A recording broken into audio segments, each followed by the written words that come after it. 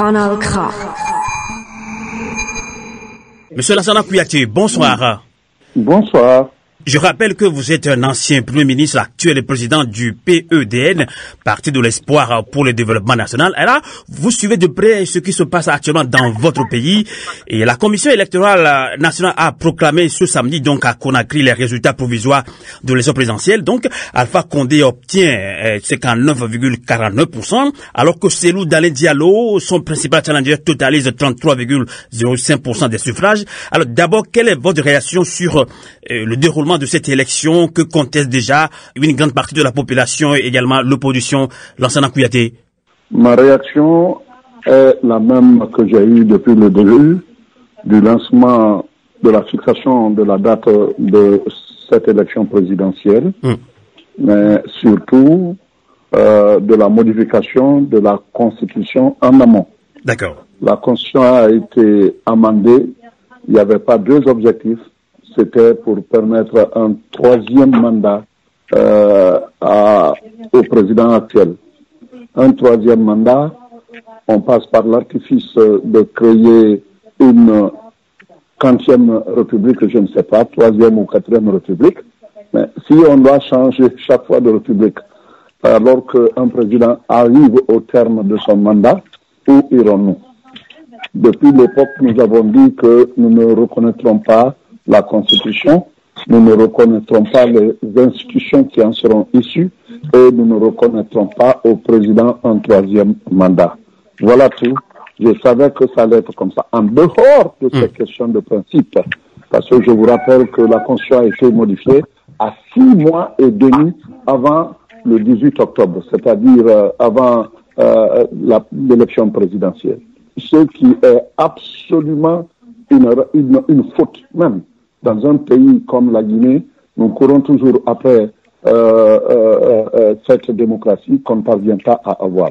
Mais les modalités pratiques d'organisation de ces élections ne sont pas des modalités qui soient saines pour aboutir à une élection transparente et puis apaisée. D'accord. Parce que on sait ce qui se passe en coulisses. La CENI n'a d'indépendance que le nom et la Cour constitutionnelle fait la même chose. Tout est dicté par un seul homme. Et ce seul homme, c'est le président de la République. C'est lui qui donne les pourcentages. Il faut se demander quand est-ce qu'on va quitter ce système. Tout à fait. Alors, Lansana Kouyaté, je viens de vous dire que vous êtes un ancien Premier ministre actuel et président du PEDN, Parti de l'Espoir pour le Développement National. Vous êtes également un membre influent du Front National pour la Défense de la Constitution, FNDC. On sait également que vous n'êtes pas en phase avec l'opposition et qui finalement a choisi de participer à cette élection. Alors, pourquoi avez-vous pris cette position, Lansana Kouyaté? Parce qu'on ne peut pas dire quelque chose de son contraire. On a dit tous les partis qui appartenaient surtout au comité de pilotage du Front National pour la défense de la Constitution du FNDC, tous ensemble, nous avons déclaré qu'on ne reconnaît pas la Constitution. D'accord. Nous avons tous déclaré que nous ne reconnaissons pas l'Assemblée nationale qui en est issue. Nous avons tous déclaré qu'on n'ira pas donc aux élections présidentielles. Alors, ceux qui sont partis, ils sont libres de partir parce que c'est le choix de leur parti. Ça ne veut pas parce que le FNDC ne phagocyte pas. Chaque parti a son autonomie, mais nous disons que c'est dire quelque chose et son contraire. Et nous n'aimons pas faire le va-et-vient entre une position originelle et notre position d'aujourd'hui. Nous préférons maintenir, n'est-ce pas, notre trajectoire et qui est dédiée à la libération démocratique de la Guinée, et chose après laquelle on court depuis près de 60 ans maintenant. D'accord. L'enseignant Kouyaté, le FNDC a déjà lancé un appel au peuple guinéen pour des manifestations afin de contraindre Alpha Condé à démissionner. Et le FNDC dénonce également la violence autour de cette élection, la corruption, bref, la malgouvernance en Guinée-Conakry. Mais justement, est-ce que la participation de Cellou Dalein Diallo n'est-elle pas un déclic pour anticiper le soulèvement populaire dont propose également le FNDC, l'enseignant Kouyaté? Oui, mais sauf qu'il a donné un quitus au troisième mandat du président Alpha Condé. Quand tu dis que un troisième mandat est impossible et que c'est illégal, c'est illégitime, alors tu n'acceptes pas d'être compétiteur avec celui qui le détient. Voilà tout. C'est ce qui limite c'est ce qui crée les nuances entre nous et l'UFDG. On n'est pas opposés, on est tous dans le FNDC, on était dans le FNDC. Mais il n'est pas le premier à avoir quitté pour annoncer sa candidature. Il y avait deux qui avaient quitté avant lui. Et lui et nous, on a dit qu'il faut que ces deux-là ne participent plus à nos vidéoconférences pour tracer la stratégie, n'est-ce pas, menant à notre combat pour justement ne pas permettre au président un troisième mandat. Et pourquoi lui le fait alors? D'accord.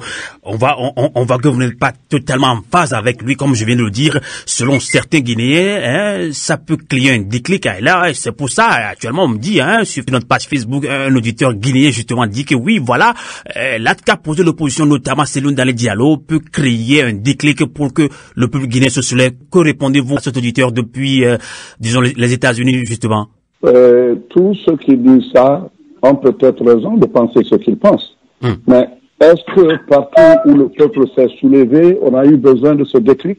Prenez le cas du Burkina Faso, prenez le cas de la Tunisie, prenez le cas du Soudan.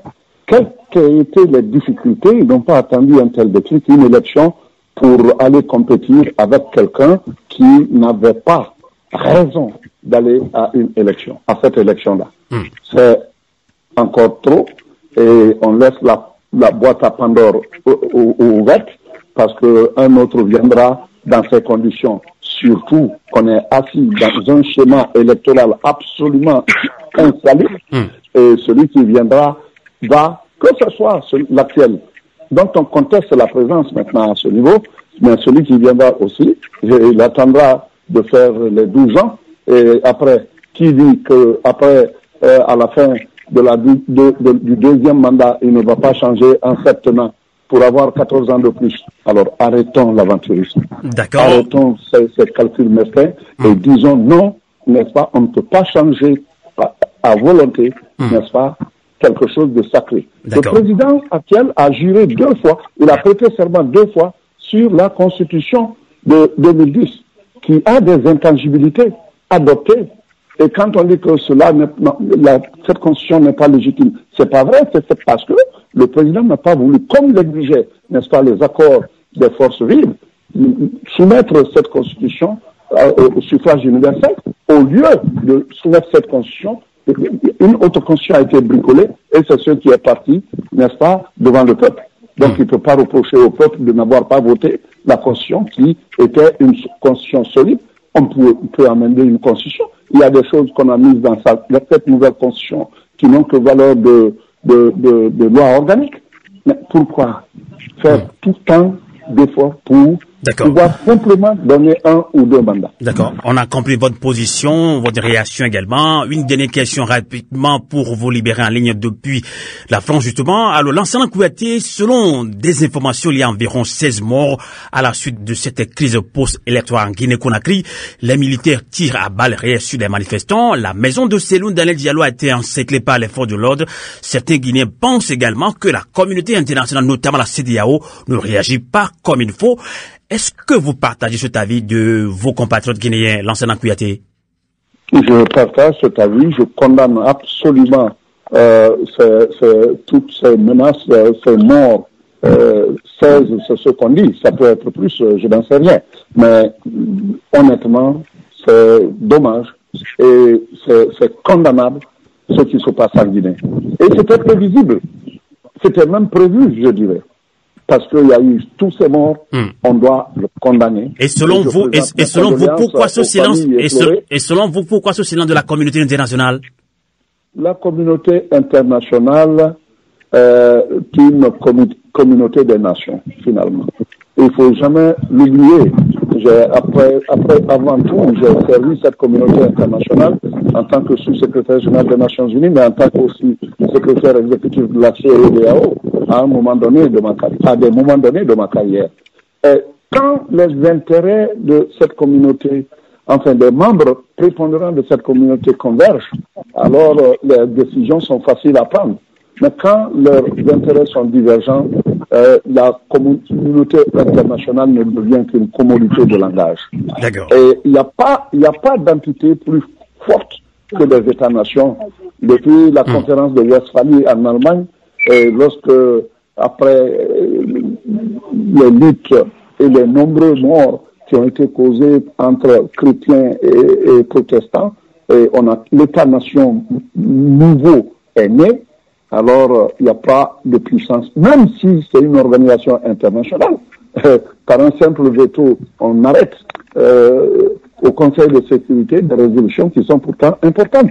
C'est vous dire que rien ne dépasse la puissance et l'intérêt des nations. Quand ces intérêts ne sont pas convergents, ne vous attendez pas du miracle. Tout à fait.